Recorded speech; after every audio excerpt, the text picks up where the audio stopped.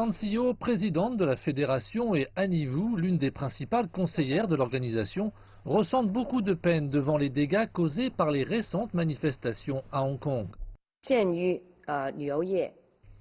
Les petits magasins sont ceux qui ont le plus souffert et ne peuvent continuer à fonctionner. Jusqu'à présent, toutes les installations publiques endommagées n'ont pas eu la possibilité d'être restaurées et ne peuvent pas être restaurées entre-temps.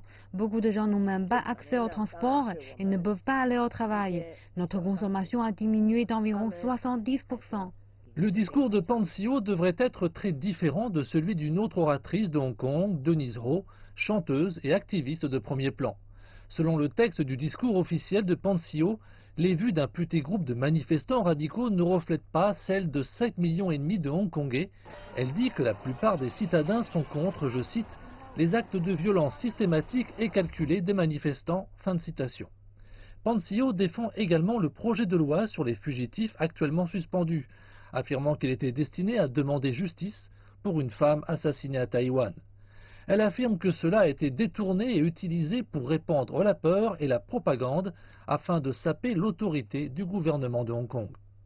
Pan Sio défend également la police, affirmant que sa réponse, y compris l'utilisation de gaz lacrymogène et de balles en caoutchouc, était appropriée et constitue une pratique policière courante dans le monde entier.